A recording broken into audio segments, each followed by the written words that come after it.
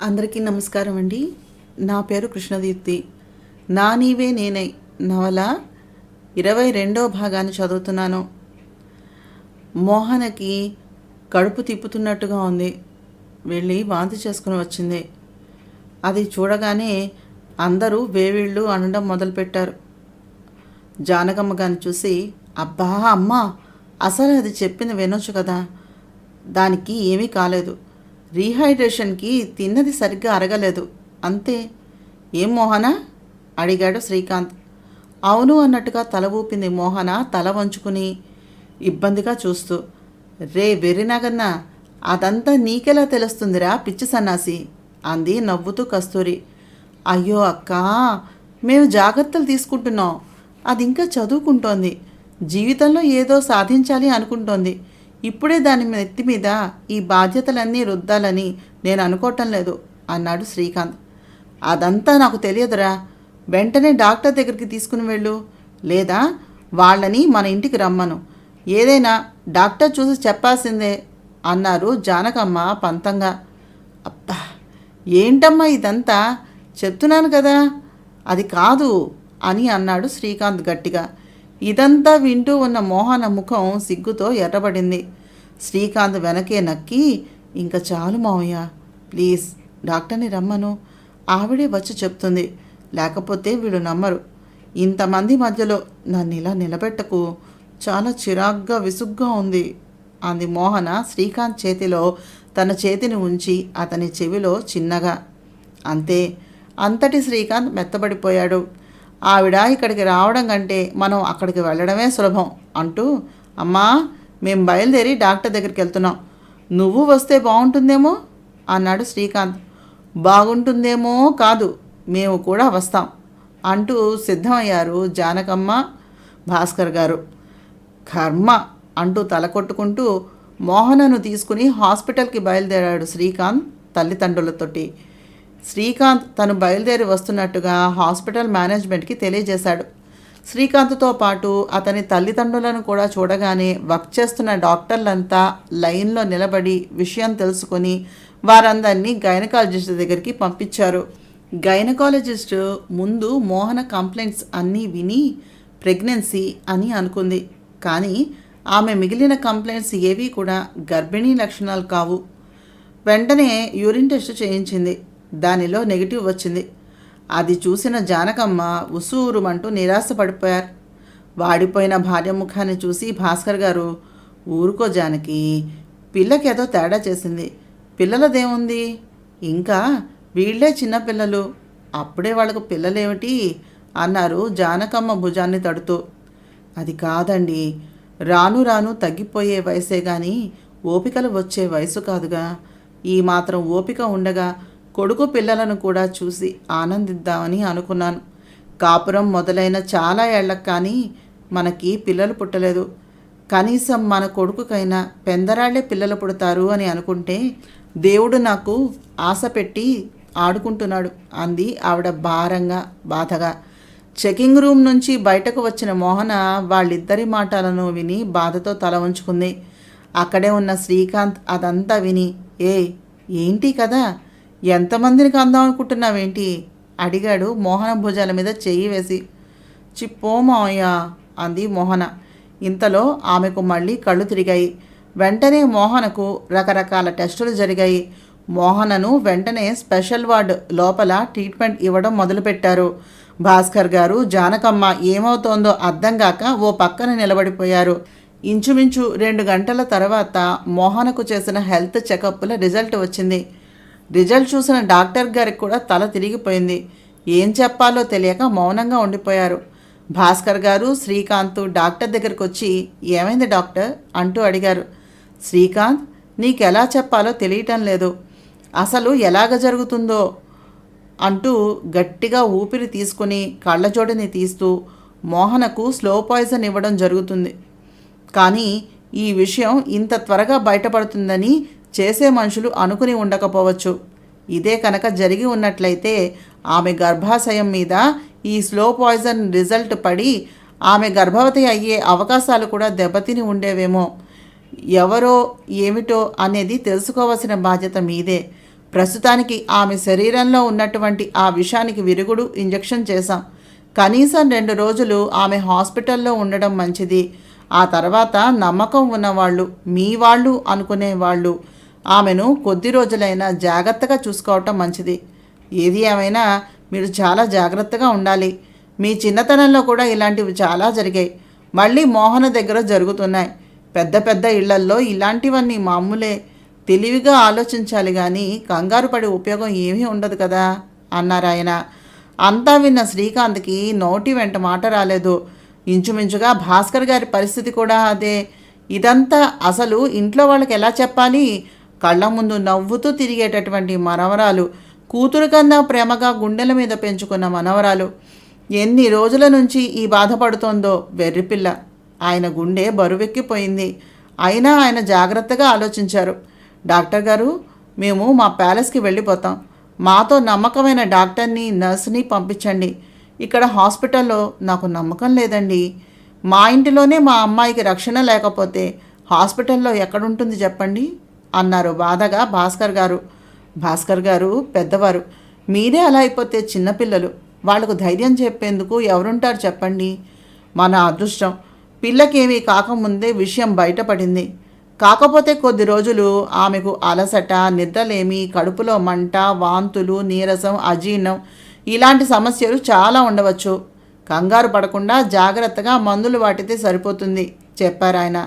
Thanks doctor అంటూ డాక్టర్కి shake hand ఇచ్చి బయటకు వచ్చిన శ్రీకాంత్, భాస్కర్లు ఇద్దరూ ఈ విషయంలో జాగ్రత్తగా ఉండాలని, ఈ విషయం బయటకు తెలియకుండా ఉండేలా జాగ్రత్తలు తీసుకోవాలని అనుకున్నారు. కొద్ది రోజులు మోహన ఒంట్లో బాగున్నట్టుగా ఉంటే దొంగ ఎవరో తప్పక తెలియవచ్చేమో అనేది వారి ఆలోచన. తండ్రి కొడుకులు ఇద్దరూ బయలుదేరి మోహన గదిలోకి వచ్చి మంచం మీద స్పృహ లేకుండా ఉంది మోహన. ఆమెకు చేతికి డ్రిప్ను ఎక్కించారు. కస్తూరి, కృష్ణమూర్తి, మనోజులు కూడా వచ్చి ఉన్నారు. ఎంతసేపు అయిందయ్యా కృష్ణ వచ్చి అని అడిగారు భాస్కర్ గారు. 1/2 గంట దాటింది మావగారు. ఏమన్నారు డాక్టర్ అడిగాడు కృష్ణ. స్పెషల్ వార్డు తలుపులు గడియ వేసి చిన్నగా, మోహనకు ఎవరో స్లో పాయిజన్ చేస్తున్నారు. ఆలస్యం అయ్యుంటే మోహనకు పిల్లలు పుట్టే అవకాశమే కాకుండా పిల్ల కూడా మనకు దక్కేది కాదు చెప్పారు భాస్కర్ అందరినీ చూసి. ఏమిటి అన్నారు కస్తూరి, జానకమ్మ ఒకేసారి భయంగా. ఈ విషయం తెలిస్తే పిల్ల కంగారు పడుతుంది. విషయం బయటకు రాకుండా మోహన దగ్గరే ఉండి చూసుకోవాలి. స్పృహ వచ్చేదాకా ఆగి మోహనను తీసుకుని మన ప్యాలెస్కి వెళ్ళిపోతాం. అక్కడ కస్తూరి, జానకి మీరిద్దరూ కూడా మోహనను జాగ్రత్తగా చూసుకోవాలి. పెళ్లిలో శ్రీకాంత్, నువ్వు మోహన పక్కనే ఉండాలి అన్నారు భాస్కర్ గారు. చిన్నపిల్ల, అది ఎవరికి ఏమన్యాయం చేసిందని దాని మీద ఇలా కక్ష తీర్చుకుంటున్నారు అంటూ ఏడవటం మొదలుపెట్టింది కస్తూరి. ఊరుకోమ్మా, ఎవరో కనిపెడదాం. మోహనకు ఎలాగో అలసటగా ఉంటుందని డాక్టర్ గారు చెప్పారు.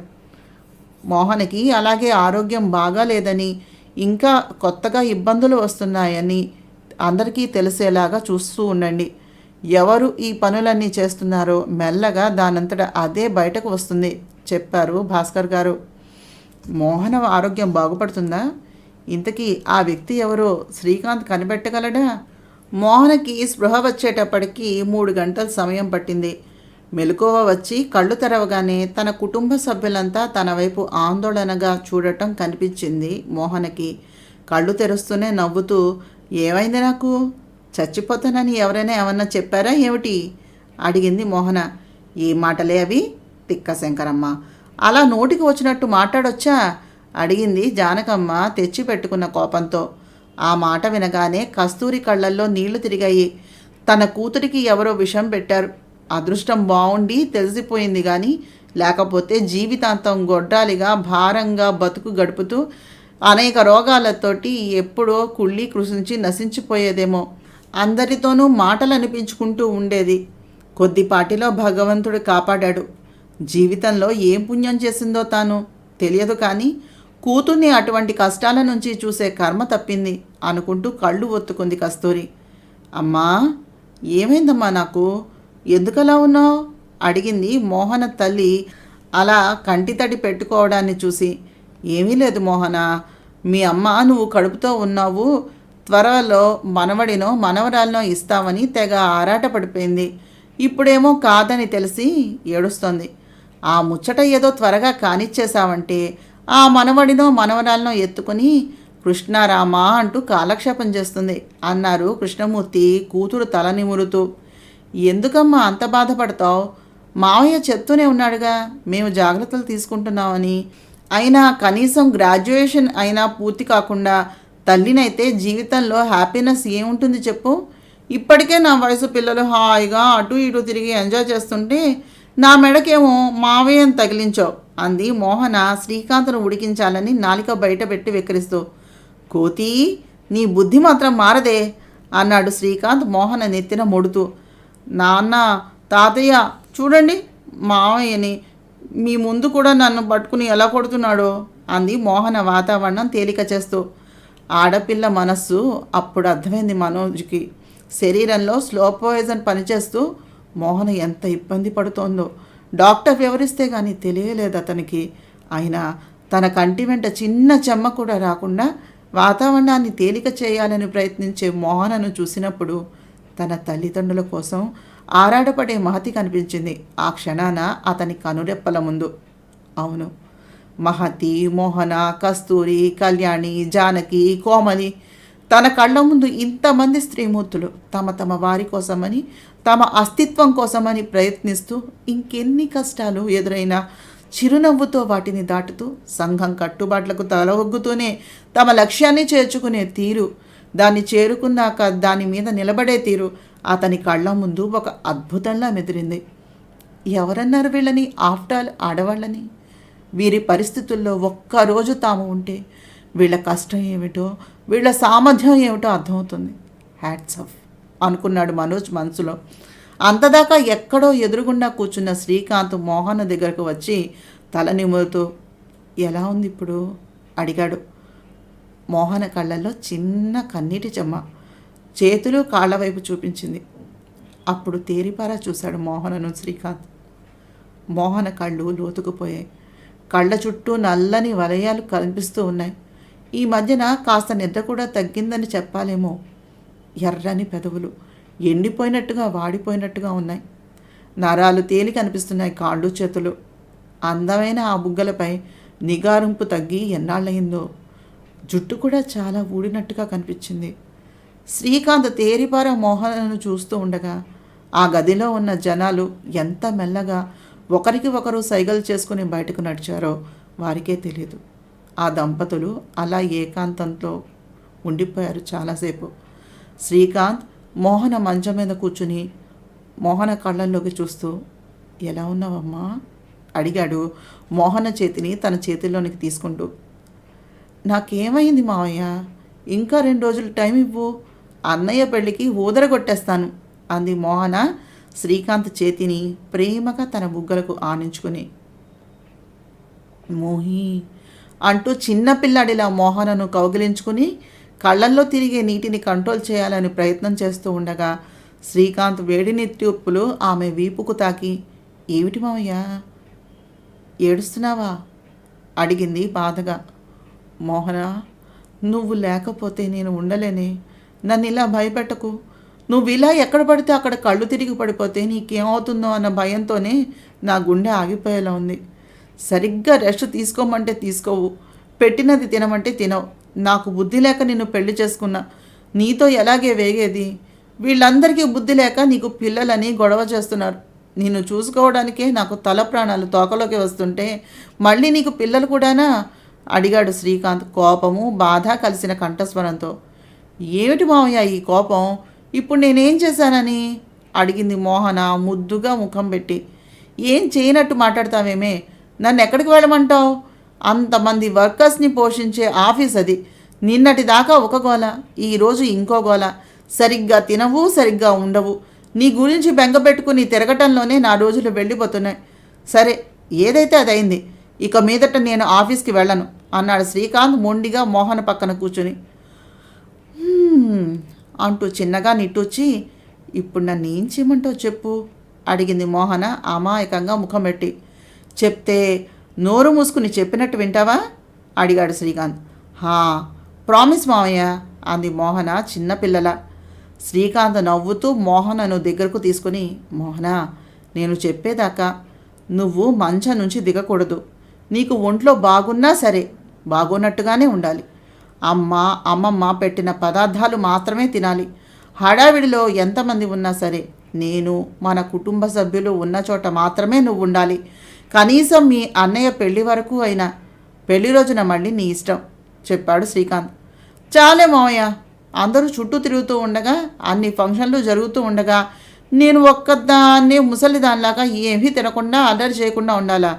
నో ఛాన్స్ అంటూ శ్రీకాంత్ వైపు చూసిన మోహన అప్పటికే మోహన వైపు కోపంగా చంపేసేలా చూస్తున్న శ్రీకాంతం చూసి గతుక్కుమని, సరే అంది కరుణిస్తున్నట్టుగా చూస్తూ. పిచ్చి వేషాలు పిచ్చి కూతలు కుయ్యకు. నిన్నెవ్వరూ అల్లరి చేయకుండా సందడి లేకుండా కూర్చోమని చెప్పలేదు. నీ చుట్టూతా మన వాళ్ళు ఉన్నప్పుడు మాత్రమే తిరుగు అంటున్నా. మొన్న చూడు, ఛాయగారు నిన్ను అందరిలోనూ అల్లరి పెడితే నీ దగ్గర సమాధానం లేదు. పైగా ఈసారి కొద్ది రోజులు కనపడకుండా పోయావు. మాట్లాడే వాళ్లకు మాట్లాడే సందు, దెప్పే వాళ్లకు దెప్పే సందు. నీ విషయంలో నేను ఎటువంటి చాయిస్ని తీసుకోలేనే. నేను ఏదన్నా అంటే బాధపడతామని, నీ మనసు కష్టపెట్టకూడదని చూస్తున్నా. నిన్ను ఎవరన్నా ఏదైనా అంటే అది నేనే అనాలి. బయట వాళ్ళు వచ్చి మాట్లాడితే చంపేస్తాను అన్నాడు శ్రీకాంత్. ఆ మాట విన్న మోహన నవ్వుతూ, ఏం చెప్పవరా మొగుడా, ఈ మధ్యన నన్ను ఇలాగా సెంటిమెంట్ డైలాగులు వేసి పడేయడం బాగా నేర్చుకున్నావు. నాకే ఆశ్చర్యం వేస్తుంది. ఏ త్రివిక్రమ్ శ్రీనివాసో డైలాగులు రాసిస్తున్నాడేమో అని. నీ మాటలు వింటుంటే నన్ను నోరు పడిపోతుంది అంటూ ఆ హాస్పిటల్ యాప్రాన్లో ఉన్నటువంటి సంగతిని కూడా మర్చిపోయి లేచి శ్రీకాంత్ ఒడిలో కూర్చొని మాయా అంటూ గారంగా పిలిచింది మోహన. శ్రీకాంత్ గుండెల్లో ఉన్న బాధ ఒక్కసారిగా కళ్ళల్లో నీరులా తిరిగిపోయింది. మోహన, నా బుజ్జి తల్లి, కొద్ది రోజులు చెప్పినట్టుగా వినవే అంటూ మోహన తలను గుండెలకు హత్తుకుని నుదుటిపైన ముద్దు పెడుతూ అతని కంటి తడి దాచుకుంటూ, నీకు ఈ క్షణాన ప్రమాణం చేస్తున్నా, ఆపద నిన్ను చేరాలంటే అది ముందు నన్ను చేరాలి. నా గుండెల్లో ఈ చైతన్యం ఉండగా ఆపద నన్ను దాటాకనే నిన్ను చేరాలి అని మనసులో గట్టిగా అనుకున్నాడు శ్రీకాంత్. వెళ్దామా ఇంటికి అడిగాడు ఆమెని. చిన్నపిల్లలా సరే అంటూ తల ఊపింది మోహన. ఒసేయ్, మరీ అంత క్యూట్గా బిహేవ్ చేయకే. నువ్వు బ్రహ్మరాక్షసివి అని నాకు బాగా తెలుసు. మరీ అలా ప్రవర్తిస్తూ ఉంటే నా పెళ్ళామేనా అని డౌట్ వస్తుంది అన్నాడు నవ్వుతూ శ్రీకాంత్. ఇంతలో డాక్టర్ డోర్ ఓపెన్ చేసి లోపలికి వచ్చి వాళ్ళని చూసి నవ్వుతూ గొంతు సవరించుకుంటూ చిన్న సౌండ్ చేయడంతో మోహన కంగారుగా శ్రీకాంత్ ఒడిలో నుంచి లేచి దిగిపోయింది. ఆమె వేసుకున్న హాస్పిటల్ యూనిఫామ్ వెనుక ఉన్నటువంటి స్ట్రిప్ కట్టే తాడుంటుంది కదా, అది ఊడిపోయింది. అది చూసిన శ్రీకాంత్ మోహనను కదలకుండా అలాగే గట్టిగా పట్టుకున్నాడు, ఆమె ఫ్రాక్ ఊడిపోకుండా. ఆ విషయం తెలియని మోహన, ఏమిటి మావయ్య వదులు అంది శ్రీకాంత్ వైపు చిరాగ్గా చూస్తూ. డాక్టర్కి వినిపించకుండా మాట్లాడుతున్నాను అనుకుని. నోరు మూసుకుని సరిగ్గా నిలబడు అన్నాడు శ్రీకాంత్. శ్రీకాంత్ ఒడిలో కూర్చున్న మోహన లేస్తూ ఉండగా మళ్ళీ అలాగే శ్రీకాంత్ ఒడిలోనే ఉండిపోయింది. ఆమె కాస్త కదిలినా ఆ యూనిఫామ్ ఊడిపోయేలా ఉంది అని శ్రీకాంత్ దాన్ని వదలలేదు.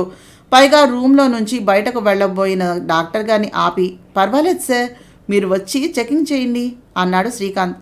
చెకింగ్ అది ఈ పొజిషన్లో నాకు చాలా ఇబ్బందిగా ఉంది, వదులు మావయ్య అంటూ లేవబోయింది మోహన. వదిలితేనే ఇబ్బందిగా ఉంటుంది, నోరు మూసుకుని కూర్చో అన్నాడు గట్టిగా శ్రీకాంత్. వీళ్ళిద్దరినీ చూసి ఉండాలో వెళ్ళాలో అర్థం కాలేదు డాక్టర్ గారికి. నర్స్ అయితే డాక్టర్ గారి ఈ అవస్థలను చూసి నవ్వుతూ ఉండిపోయింది ముసిముసిగా. అప్పుడు శ్రీకాంత్ నర్సు వైపు చూసి, నర్స్ కొంచెం వచ్చి మా ఆవిడ డ్రెస్ని సరిచేయండి అన్నాడు. అప్పుడు కానీ అక్కడ ఏం జరిగిందో అర్థం కాలేదు డాక్టర్, నర్సు, మోహనలకు. ఉఫ్, శ్రీకాంత్ భలే వాడిపోయి, ఏదో గట్టి గుండె కాబట్టి బతికిపోయింది. కానీ ఇంకొకళ్ళు అయితే హాస్పిటల్లో మీ రొమాన్స్ను చూసి గుండె ఆగి చచ్చేవాళ్ళు తెలుసునా అడిగారు నవ్వుతూ డాక్టర్. ఆ డాక్టర్ గారు కృష్ణమూర్తికి ఫ్రెండ్ కావడంతో ఆయన ఫ్యామిలీ ఫ్రెండ్. దాంతో ఇంట్లోని విషయాలు అన్నీ బాగా తెలియడంతో శ్రీకాంత్ను గేలి చేయడంలో చిన్న అవకాశాన్ని కూడా వదలటం లేదు ఆయన బొత్తిగాను. మోహన శ్రీకాంత్ ఒడిలో ఉండగానే స్ట్రిప్ని కట్టి మోహనను శ్రీకాంత్ ఒడిలో నుంచి లేపి పక్కన పడుకోబెట్టి మోహనను చెక్ చేయడంలో హెల్ప్ చేసింది నర్స్. ఆ మాత్రానికే వడిలిపోయిన తీగలాగా అయిపోయింది మోహన పరిస్థితి. అది చూసిన శ్రీకాంత్ మోహనను ఎంత జాగ్రత్తగా చూసుకోవాలి అనే విషయం మీద ఒక డెసిషన్కి వచ్చాడు. కూడా ఒక డాక్టరు నర్సు రాగా మోహనను ఇంటికి చేర్చారు శ్రీకాంత్, మనోజ్, కస్తూరి తదితరులు. ఈరోజు మోహనకు అంతకన్నా ప్రయాణం చేసే ఓపిక లేదు. రేపు ముహూర్తం బాగుంది, అందరం కలిసి దుర్ముహూర్తాలు వజ్యాలు లేకుండా బయలుదేరదాం అన్నారు భాస్కర్ గారు. సరే అన్నారు అంతా. తెల్లవారేసరికి ఇంటి ముందు కారవాన్ ప్రత్యక్షమైంది. దానిలో అందరి లగేజీలు పెట్టడం అయింది. మెల్లగా మోహనను బయటకు తీసుకుని వచ్చాడు శ్రీకాంత్. మనోజ్కు మోహన చేత హారతి ఇప్పించారు జానకమ్మ. మనోజ్ ప్రాణాలన్నీ మహతి మీదే ఉన్నాయి. వెళ్ళేటప్పుడు మహతి వాళ్ళ ఇంటి దగ్గర ఆగాల్సిందే అని పట్టుపట్టాడు. బాగుండదురా అని అన్నా వినలేదు. అంతా నవ్వుతూ మోహనను జాగ్రత్తగా కూర్చోబెట్టి బండిలో ఎక్కారు. మోహన మీద జరిగినటువంటి ప్రయత్నాలు అన్నీ అందరికీ తెలుసు, ఒక్క మనోజ్కి మోహనకు తప్ప. శ్రీకాంత్ పక్కన సోఫా కమ్ బెడ్లో తల శ్రీకాంత్ భుజం మీద పెట్టుకుని కూర్చుని ఉండిపోయింది మోహన. శ్రీకాంత్ మోహన చేతిని తన చేతుల్లోనికి తీసుకుని, ఎలా ఉంది నా పెళ్ళాం అడిగాడు చిన్నగా. చాలా కష్టపడిపోయినట్టుగా ఉంది మోయ, కడుపు అయితే ఒకటే పీకుతోంది, ఆ టాబ్లెట్స్ వేసుకుంటే ఇంకా దారుణం తెలుసా అంది శ్రీకాంత్కు మాత్రమే వినబడేలాగా. ఆ మాట విన్న శ్రీకాంత్కే కాక వెనకాల ఉన్న కృష్ణమూర్తి, పక్కన ఉన్న భాస్కర్, కస్తూరిలకు కూడా కళ్ళల్లో నీళ్లు తిరుగుతూ ఉండగా మోహన వైపు బాధగా చూశారు. ఇంతలో కార్ వ్యాన్లో కిచెన్లో నుంచి వేడివేడి సూప్ తీసుకుని వచ్చాడు కుక్. దాన్ని చూడగానే చిరాగ్గా ముఖం పెట్టింది మోహన. బా నాకు వద్దు ప్లీజ్ మావయ్య, నాకు తినాలని లేదు, దేన్ని చూసినా నచ్చట్లేదు అంది బాధగా. బతిమలాడి ఎలాగో సూప్ తాగించారు అంతా కలిసి. మిగిలిన వాళ్ళంతా పేక ఆడుతూ ఉండగా, ఎరా మను, నీకు కాబోయే పెళ్ళాన్ని సరిగ్గా చూసుకున్నావా? మళ్ళీ కలవడానికి వారం రోజులు పైన పడుతుంది అంది కళ్యాణి. ఏమిటి పిన్ని నువ్వు కూడాను వీళ్లతో తయారయ్యావు అన్నాడు సిగ్గుపడుతూ మనోజ్. మనోజ్ సిగ్గుపడ్డం చూసి మోహన నవ్వుతూ, వారం రోజుల్లో మనం చూస్తాం పిన్ని, వారం రోజుల్లో మనం చూస్తాం పిన్ని, వీడైతే ఆ అమ్మాయిని చూడ్డానికి 8 రోజులు పడుతుంది చెప్పింది. ఎందుకే 8 రోజులు? నువ్వు మావయ్య మాత్రం పెళ్ళికి ముందు రోజు రాత్రి కూడా మేడ మీద కూర్చుని కబుర్లు చెప్పుకున్నారు. నా దగ్గరకు వచ్చేటప్పటికి మీ ఇష్టం వచ్చినట్టుగా రూల్స్ మార్చేస్తారా అడిగాడు మనోజ్ కోపంగా చూస్తూ ఉడుక్కుంటూ. అది విన్న మిగిలిన వాళ్ళందరూ నవ్వుకుంటూ ఉంటే మోహన సిగ్గుతో శ్రీకాంత్ వైపు చూసి, పరువు తీసేస్తాడు ఛాన్స్ దొరికితే అంది తల ఉంచుకుని. శ్రీకాంత్ నవ్వేసి, ఏంట్రా మా ఆవిడ్ని ఏడిపిస్తున్నావు? ఎక్స్ట్రాలు చేసావంటే బ్రహ్మగారితో మాట్లాడి నీ మిగిలిన ముహూర్తాలన్నీ వెనక్కి మార్పించేస్తా. పోనీలే పెళ్లి కొడుకు కదా అని చూస్తూ ఉంటే, అమ్మా నా పెళ్ళాన్ని బెదిరిస్తున్నావు అన్నాడు శ్రీకాంత్. కళ్యాణి కూతురు మేఘ వచ్చి, మావా చాలా బోర్గా ఉంది, ఏం చేద్దాం అని అడిగింది శ్రీకాంత్ని చూస్తూ. శ్రీకాంత్ ఏదో చెప్పే లోపల, మావా చాలా బోర్ కొడుతోంది అన్నాడు ఇంగ్లీషు స్లాంగులో తెలుగును మడత పెడుతూ చింటూ. వాడి పైత్యపు తెలుగును చూసి మోహన పకపక నవ్వేసింది. వాటక్క నవ్వుతావు అంటూ బుంగమూతి పెట్టి అడుగుతున్న చింటూని చూసి, ఏయ్ నీకు మీసాలు ఎప్పుడు వస్తాయిరా అడిగింది మోహన. ఇప్పుడు మీసాలు ఎందుకు అడిగాడు వాడు. మామయ్య రోజు వాటిని గీస్తూ ఉంటాడు కదా, అవి రాకముందు నీలాగే ఉండేవాడు అంది మోహన శ్రీకాంత్ని కొంటెగా చూసి. రియల్లీ మావయ్య, నువ్వు కూడా నాలాగే ఉన్నావా చిన్నప్పుడు అడిగాడు చింటూ. మై డియర్ చింటూ, నేను నీలా కాదు, నువ్వే నాలా ఉన్నావు కదా అక్క అడిగాడు శ్రీకాంత్ ఎదురు బెడ్ మీద ఉన్న కళ్యాణిని. నేను అదే అన్నానురా, కానీ మీ బావ ఒప్పుకోడు, తన కొడుకు అంతా తన పోలికే అంటాడు అంది కళ్యాణి. అదేమిటి, నా మేనల్లుడికి నా పోలిక వస్తుంది కదా, మధ్యలో మీ ఆయనకెందుకు అంత కుళ్ళు అన్నాడు శ్రీకాంత్. అప్పటిదాకా కామ్గా ఉన్న మనోజ్ పేకాడుతూ, ఏవే మోహన, ముందు ఒక మేనల్లుడిని కనవే, నా పోలిక వస్తుందో లేదో చూద్దాం అన్నాడు నవ్వుతూ. మోహన వైపు చూశాడు శ్రీకాంత్ కొంటెగా. మోహన తల తిప్పి విండో నుంచి బయటకు చూస్తూ నవ్వుకుంది. అప్పుడు శ్రీకాంత్, నీ పోలికెందుకు వస్తుందిరా బావమరిది, నా కొడుకు కాబట్టి నా పోలికే వస్తుంది అన్నాడు మోహనను చూస్తూ. ఏంట్రా మీరంతా, మీ అందరి పోలికలు ఎందుకు వస్తాయి? మా ఆయన మనవరాలో మా ఆయన మనవడో, మా ఆయన పోలికలు ఆయన తెల్ల కళ్ళు వస్తాయి చెప్పింది కస్తూరి. హా, చాలే, కోపంగా చూస్తున్నాడో నవ్వుతూ చూస్తున్నాడో అర్థమై చావదు. మన ఇంటికి నా కోసం వచ్చిన నా ఫ్రెండ్స్ మళ్ళీ ఈయన కళ్ళను చూసి తిరిగి వస్తే ఒట్టు, అందరూ చూసి బెదిరి అదే పోతా. ఇప్పటికి ఉన్న కృష్ణమూర్తి సరిపోక మళ్ళీ ఇంకొక కృష్ణమూర్తి. మా వల్ల కాదమ్మా అన్నాడు మనోజ్ నమస్కారం చేస్తూ. రే, ఆ కళ్ళను చూసే ఆ రోజుల్లో ఆ మహల్లో రాజకుమారి వరించి వచ్చింది, అదే మీ అమ్మ అన్నాడు మీసం వెలివేస్తూ కృష్ణమూర్తి. అప్పట్లో మా అక్కకు విటమిన్ ఏ లోపం ఉండేదేమో పాపం. ఏమే అక్క అన్నాడు శ్రీకాంత్. పక్కపక్క నవ్వేశారు అంతా.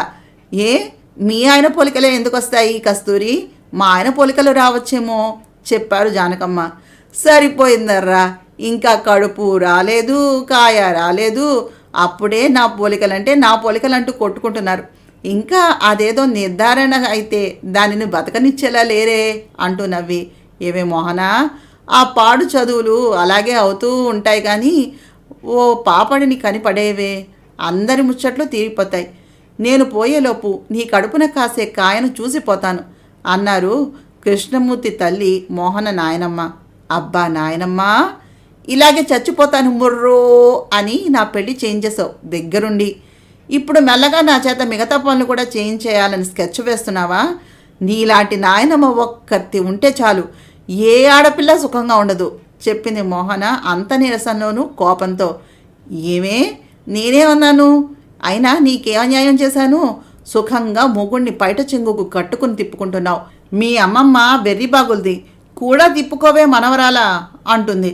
లేకపోతే నీలాంటి తిక్కల ఘట్టాన్ని భరించడానికి ఎవడొస్తాడు చెప్పు? ఏదో శ్రీకాంత్ కాబట్టి సరిపోయింది చెప్పారావిడ. శ్రీకాంత్ అమాయకంగా ముఖం పెట్టి, నిజమే అత్తయ్య గారు, ఏదో బెర్రీ బాగులవాడిని, ఎలాగో దీని తిక్కని భరిస్తున్నాను అన్నాడు మోహన వైపు వంకరగా చూసి నవ్వుతూ. అంతే, మరుక్షణంలో శ్రీకాంత్ నోటి నుంచి ఒక ఆర్తనాత వెలువడింది. అరే, ఏమైంది మావయ్య అలా అరిచావు అడిగాడు మనోజ్. ఏమీ లేదురా మనోజా, మన వాడిని చీమ కుట్టి ఉంటుంది ఎరా శ్రీకాంతు అడిగింది కళ్యాణి వెటకారంగా నవ్వుతూ కళ్ళను అరమోడ్పు కన్నులుగా మార్చి ఆర్పుతూ. ఏడవలేక చిన్న నవ్వు నవ్వాడు శ్రీకాంత్. వాడికి చీమ కుడితే నీకెలా తెలిసింది పిన్ని అడిగాడు మనోజ్. అది అంతే నాయనా, కొన్నాళ్ళు పోతే నీకు చీమ తేలు ఎప్పుడు కుడుతుందో కూడా నేనే చెప్తాను చెప్పింది కళ్యాణి నవ్వుతూ. అది విని అర్థం కాలేదు అన్నట్టు ఆవదం తాగినట్టుగా ముఖం పెట్టాడు మనోజ్. మిగిలిన వాళ్ళంతా అతనిని చూసి మళ్ళీ పకపక నవ్వేశారు. కబుర్లతో 2 గంటల సమయం నిమిషాల్లాగా దొల్లిపోయింది. కార్ వ్యాను ఇంటి ముందుకు వచ్చి చేరింది. అప్పటికే ఇంటిని అంగరంగ వైభవంగా తయారు చేశారంతా. ప్యాలెస్ అంతా రంగురంగుల విద్యుత్ దీపాలతోటి అలంకరించారు. ఫోటో షూట్ కోసమని ఎక్కడికక్కడ ఏర్పాట్లను చేశారు. అంత నీరసంగా ఉన్నా కూడా అదంతా చూసి మోహన చిన్నపిల్లలాగా ఆనందించింది.